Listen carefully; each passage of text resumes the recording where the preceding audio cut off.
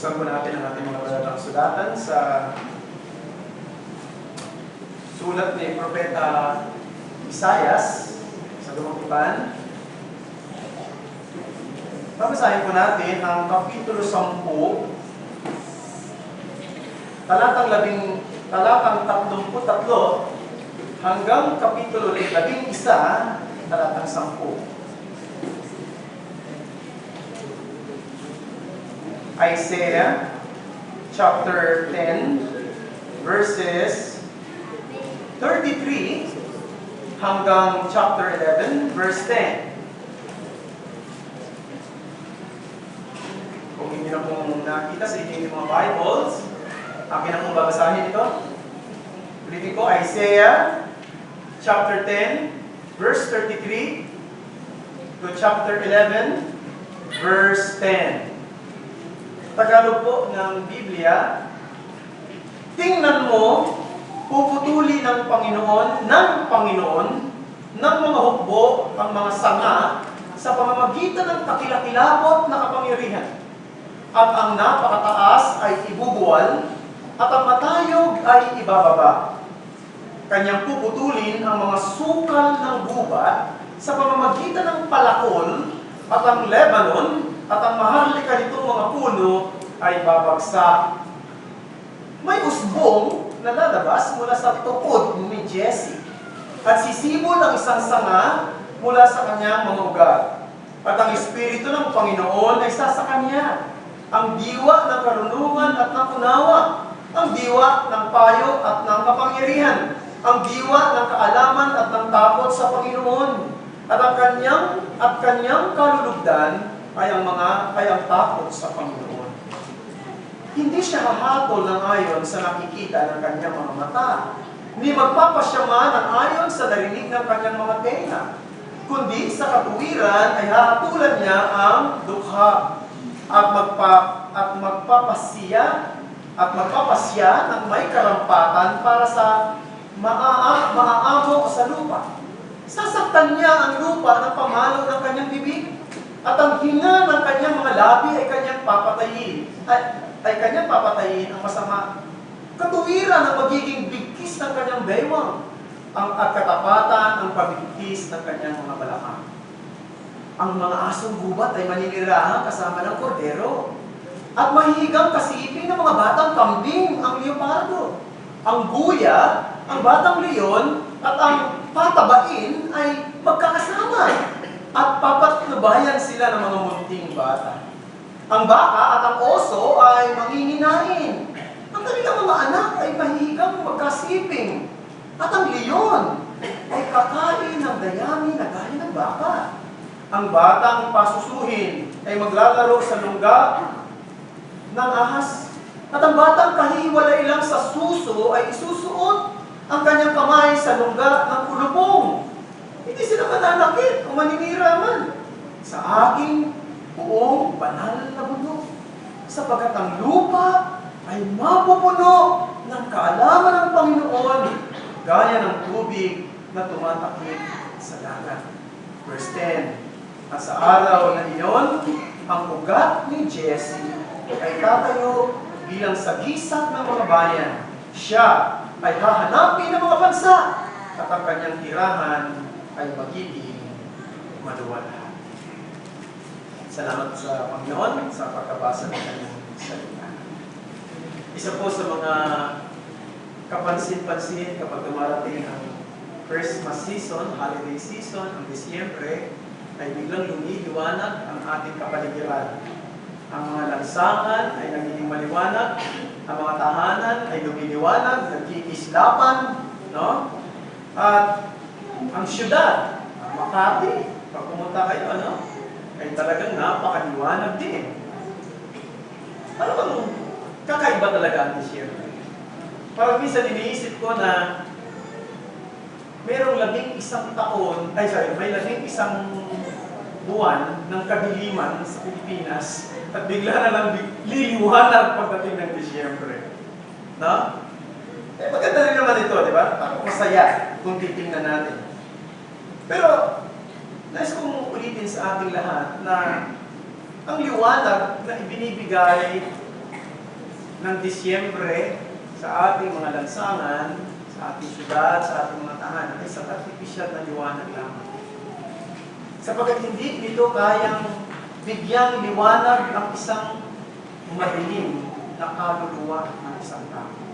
They are just artificial lights, for they will not brighten the darkened human soul.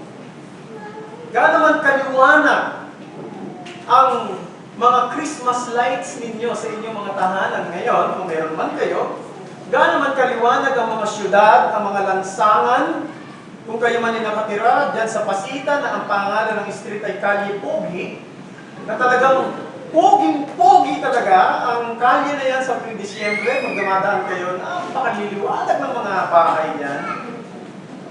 Kung wala naman ang tunay na ilaw sa inyong mga buhay, kayo pa rin ay nasa kadiliman. You are still living in darkness. Dapat sana mapaalalahanan tayo dyan.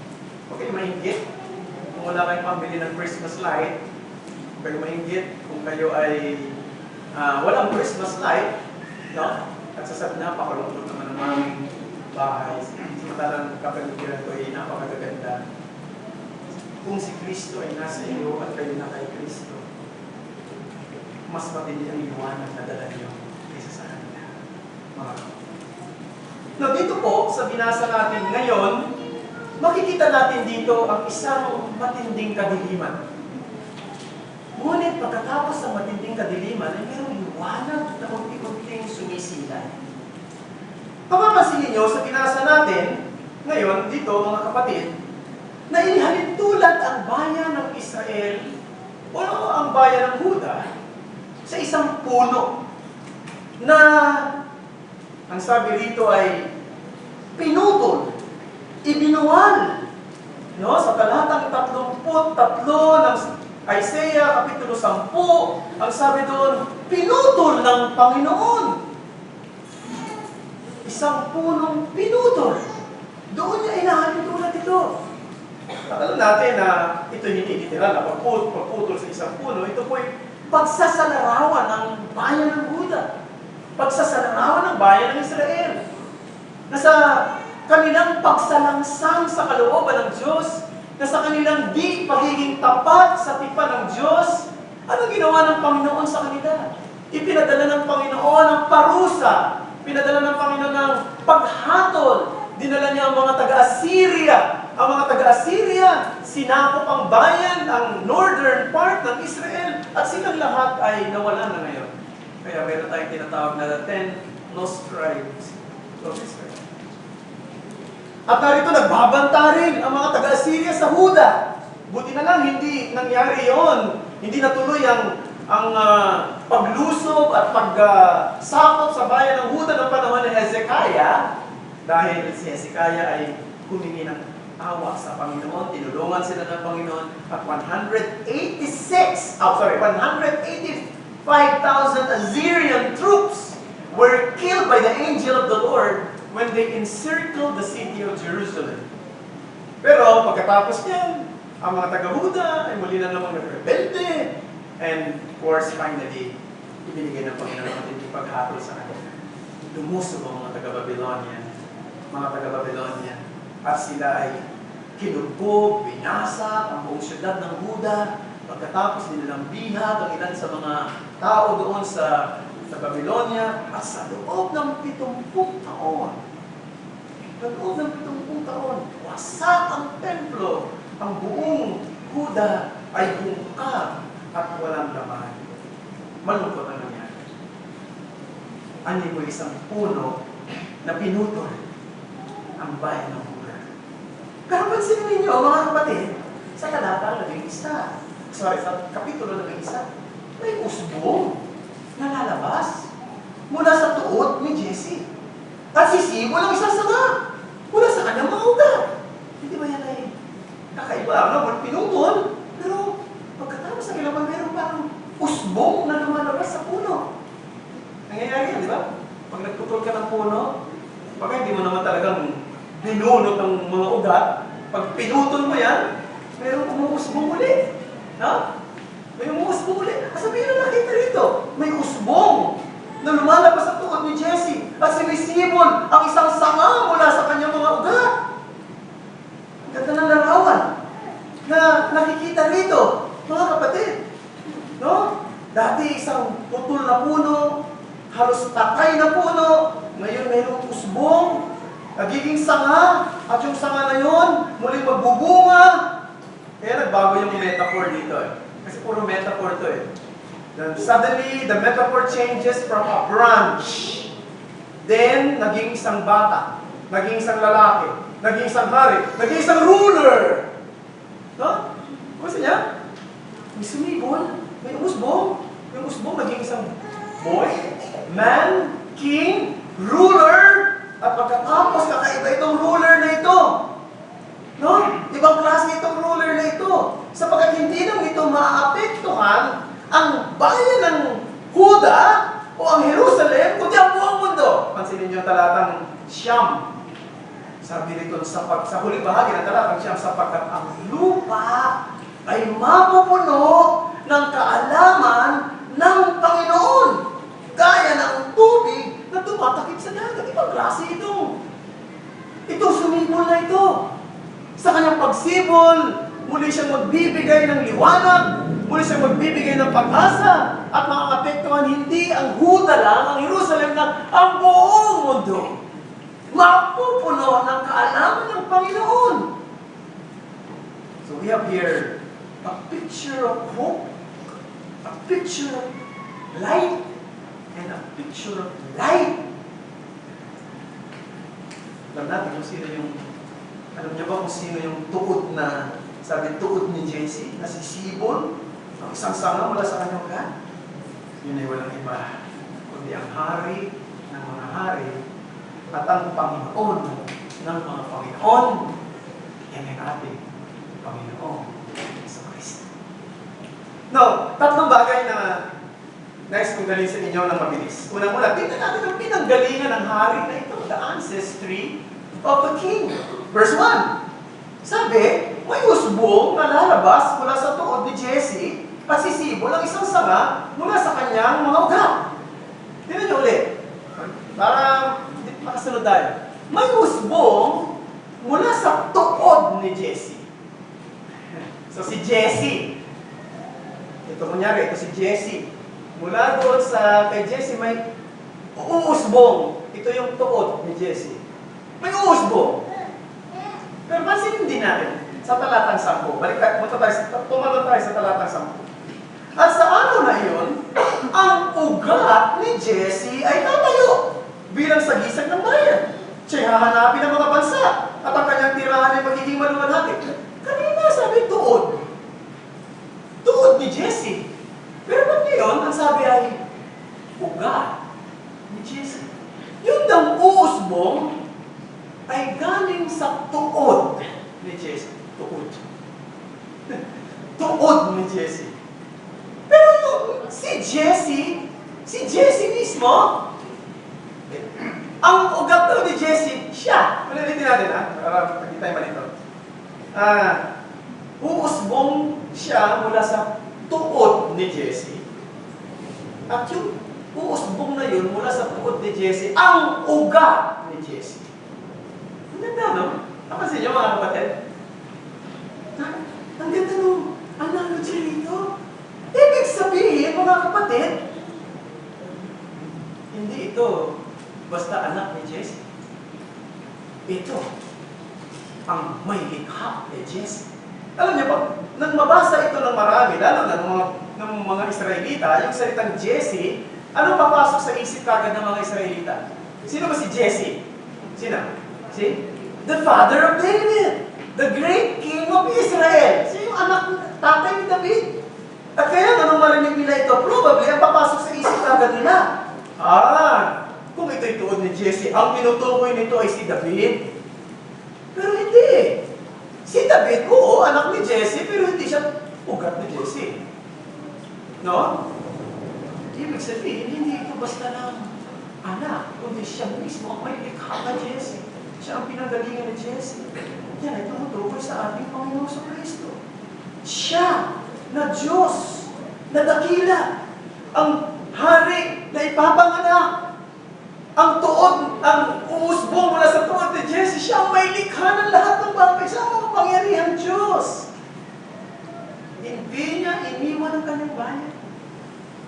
Maaaring hindi naging tapat ang bayang ito. Pero hindi niya pinabayaan. Ito yung sinabi ni Brother Royland kanina.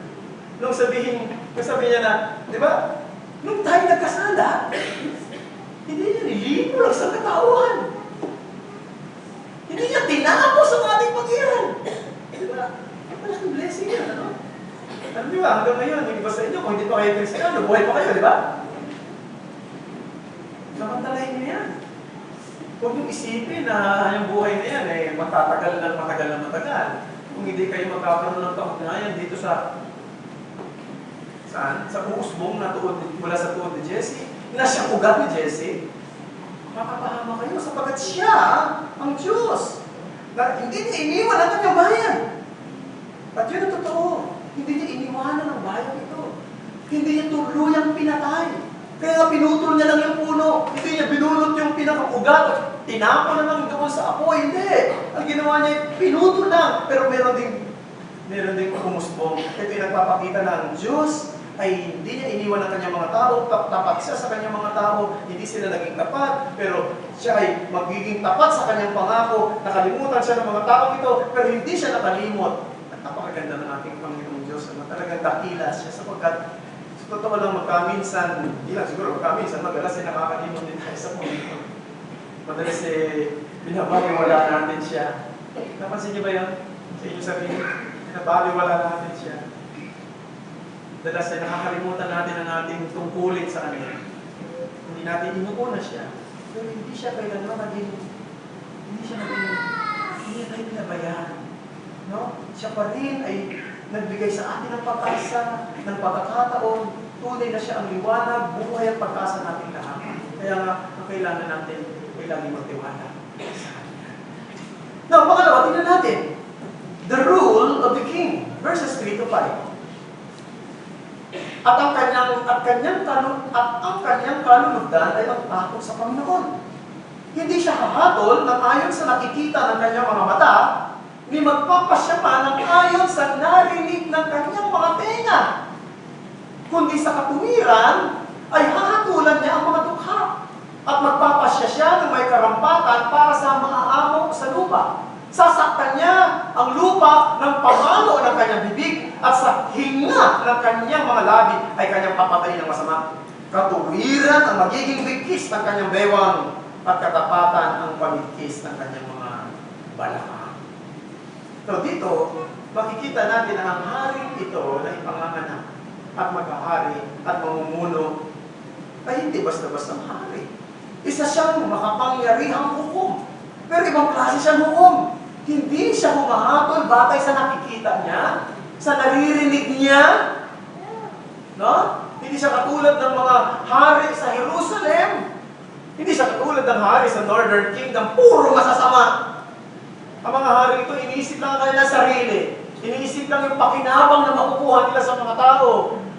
Hindi siya katulad ng mga namiminuno sa ibang mga bayan o maging dito sa ating bansa na ang inuuna yung sariling kapakanan. Ang kanyang sariling dangal. Hindi. Ang sabi rito, siya ay hindi ganoon sapagkat siya ay mga ngasiwa at hahatol ng may katuwiran. Bigkis niya sa kanyang balakang ang katapatan at ang katuwiran ang magiging bigkis ng kanyang ewang. Sabi dito, di ba? He will rule with absolute integrity and fairness. He'll seek the good of the poor. Wow! He'll seek the good of the poor. Like David.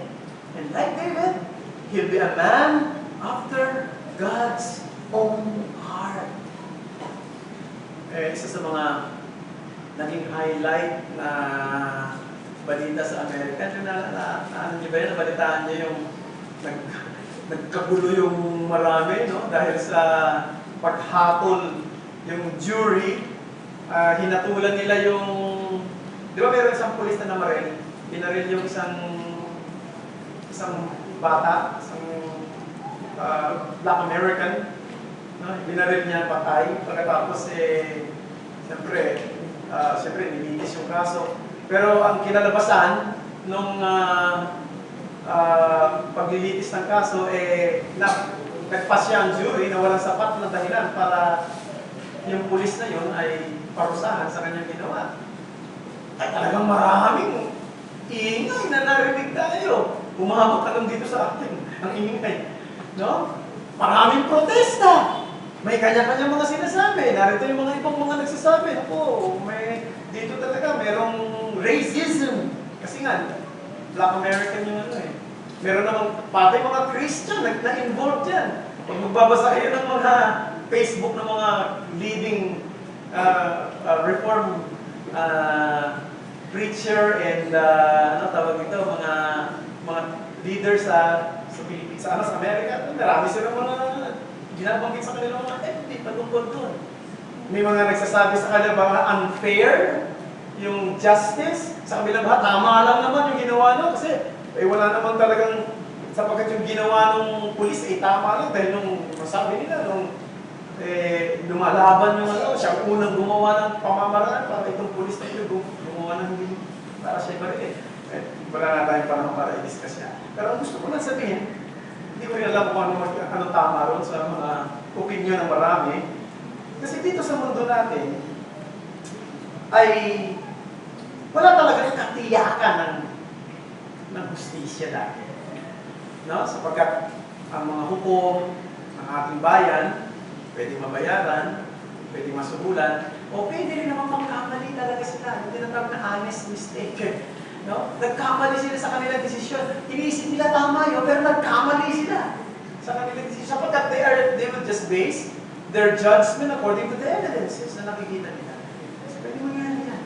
Pero hindi ganyan ang ating hari. Sa kanyang paghatol, hahatulan niya kung ano yung tama. Sapagkat hindi niya lang hahatulan ayon sa kanyang naririnig at nakikita, kundi sa kanyang alam ng totoo. At ang alam ng Panginoon ng lahat ng bagay. Alam niya ang puso ng tao, alam niya kung anong nasa isip ng tao, alam niya ang totoo, ano mang itinatago ay lantad sa kanya. Napakaganda, di ba? He's the only judge who knows the real truth.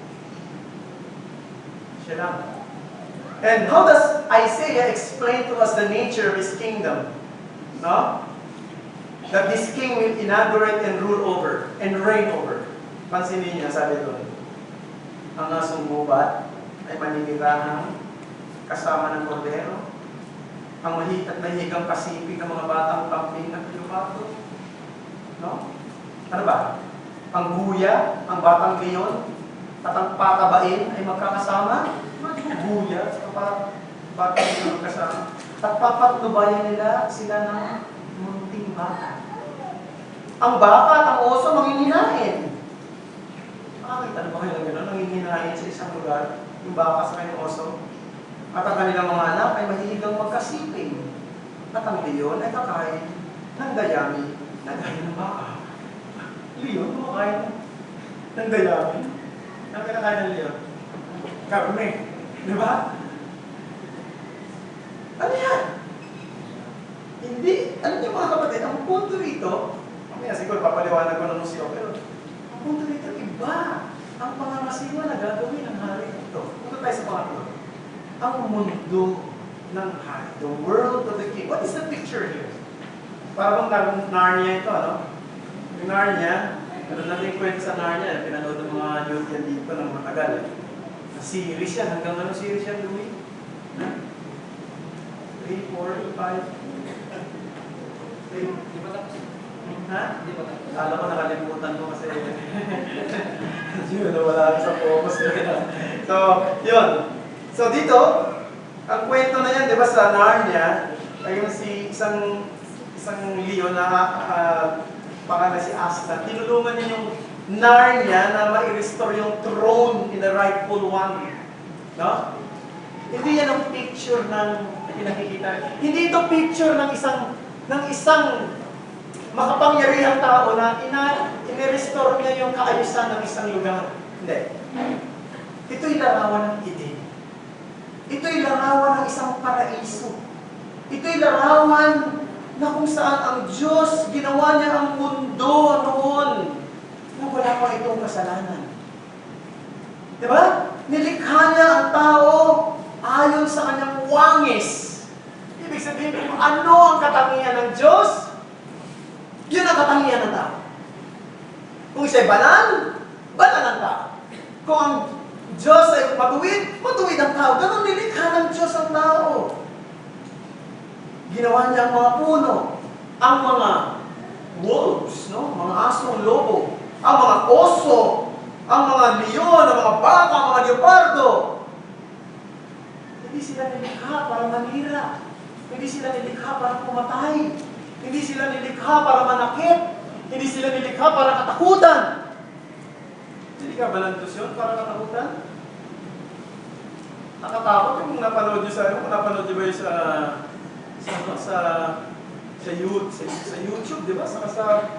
Sa Facebook nilagay yun yung merong isang lalaki, nahulog siya doon sa zoo. Andun yung tigre.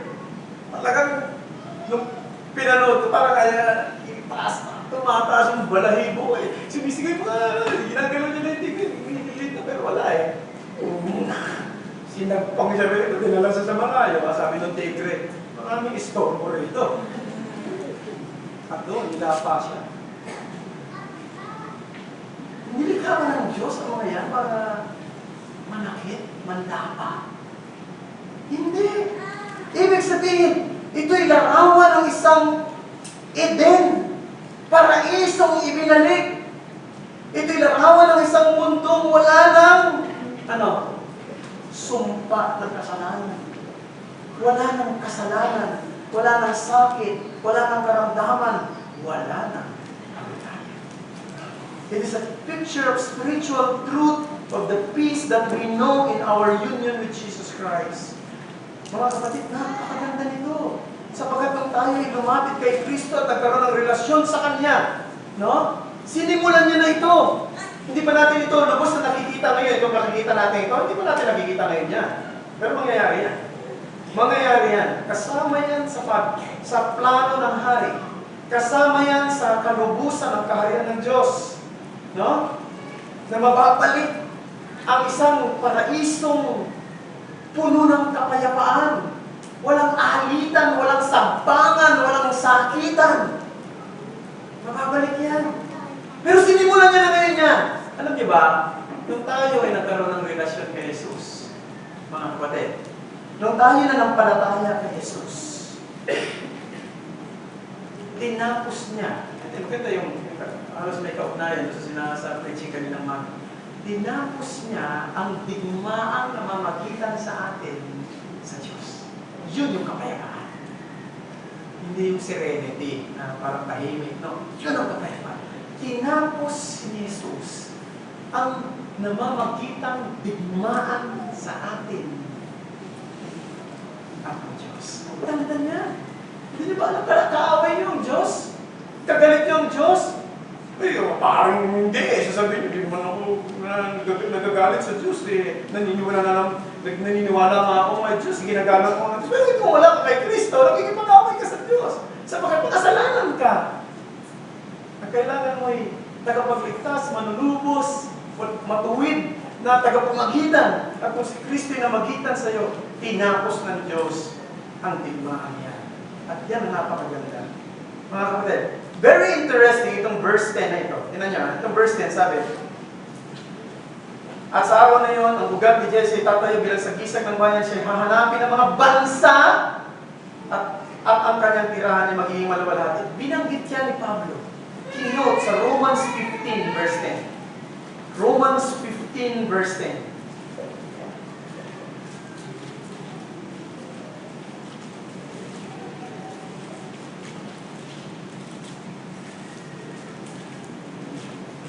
Romans chapter 15 and verse 10. Ito sinabi. Verse 9. At upang ang mga hintil ay lumulwalhati sa Diyos, verse 9, dahil sa kanyang kahabagan, gaya ng nasusulat, kaya't ikaw ay aking pupurihin sa gitna ng mga hintil, at aawit ako ng papuri sa iyong pangalan. Verse 10, at muling sinabi niya, magala kayong mga hintil, kasama ng kanyang bayan. Diretso natin. At muling purihin ninyo ang Panginoon, kayong lahat ng mga hintil at purihin siya sa lahat ng bayan. ng mga bayan. Verse 12, ito na pala. At muli sinabi ni Isaias, darating ang ugat ni Jesse. Siya'y babangon upang maghari sa mga hintil. Sa kanya aasa ang mga hintil.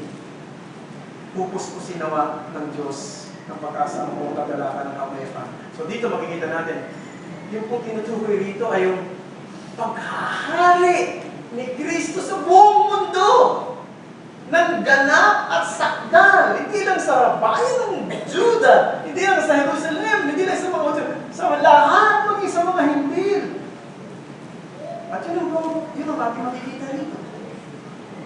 So, brethren, so what you have here is a picture of the gospel.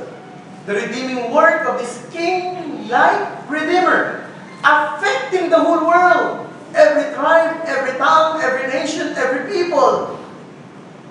No? Kapag ang Ebanghelyo lumaganap at naabot na ang pinakadulo ng lupa at naabot na ang pinakahuling hinirang ng Diyos, babalik na ang ugat ni Jesse at gaganapin niya ang lubos na pag-ahari sa buong mundo. At ang ating binasang ito magiging totoong lahat. Sa araw na yun, magkakaroon ng ganap na kapayapaan. Magkakaroon ng ganap na pagkakaisa. Wala nang kultura na maghihiwalay pa. Wala nang personalidad na magbabanggaan pa. Wala nang pagkakagalit at pagkakaroon ng samaan ng loob sa isa't isa. May kapayapaan. Ang mga mababangis na hayop, hindi nakatatakutan. Ang lahat ay magpo-contribute sa katuwiran at kaayusan. No? Hindi na pag-uusapan anong kulay ng iyong balat. Ikaw ba'y American, African-American? No? Wala nang racism sa araw na yon. Lahat ay magiging isa. And we're looking forward for that day, brethren, when there will be new heavens and new earth in which righteousness will dwell. And that should give us great hope. Eh siguro yun, mensahe na pwede natin makita sa celebration ng Christmas season. Yan ang ibig sabihin ng Pasko eh. No? Ang ibig sabihin ng Pasko ay hindi yung hamon na tinanggap ng iba sa inyo. Mga regalo. Hindi yung buko salad.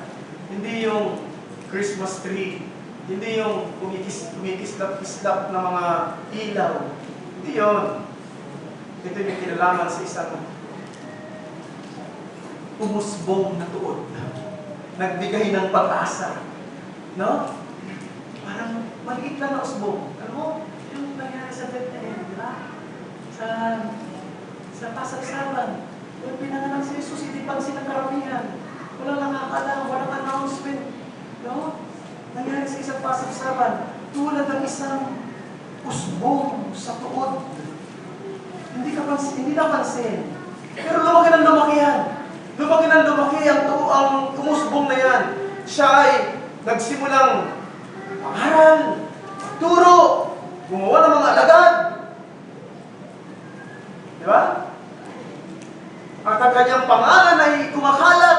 Ang kanyang ebanghelyo ay lumalaganap. Nakakarating, tumatawid ng mga dagat. At nakakarating sa iba't ibang bahagi ng lupa. Kaya nga sabi rito, ang buong mundo'y mapupuno ng kanyang kaalaman tulad ng tubig na tumatakip sa dagat. Kaya mga kapatid, ito ay isang masasabi natin, indescribable blessedness na naghihintay sa mga totoong mananampalataya ni Kristo. Kung ikaw ay Kristiyano, yan ay para sa iyo. Kung ikaw ay Kristiyano, yan ay isang malaking pagpapala na harapin. Kung hindi ka pa Kristiyano, malungkot. Sapagat ikaw ay naghihintay hindi ng pag-asa, ng kagwalakian, ng ganap na katwiran, hindi mapapasa yung lahat ng ito kung hindi ka Kristiyano. Kaya nagtiyakin mo Kristiyano ka ngayon. Kung ikaw estranghero pa, kaya ang galit ng Diyos ay nasa sa'yo. Kaaway ka pa rin ng Diyos. May digmaan pa rin kayo. Wala ka pang kapayapaan. Huh? Ang dapat mo gawin, takbo! Saan? Kay Kristo. Ngayon, at ikaw ay makababa sa Kanya, magpasakop sa Kanya, kilalanin siya, ikaw lang ang aking Panginoon, ikaw lang ang aking tagapagligtas, wala nang iba, ikaw lang maging hari ko, sapagkat ikaw lang ang kailangan. Yan mga kapatid at tunay na kahulugan ng Pasko. Salamat po.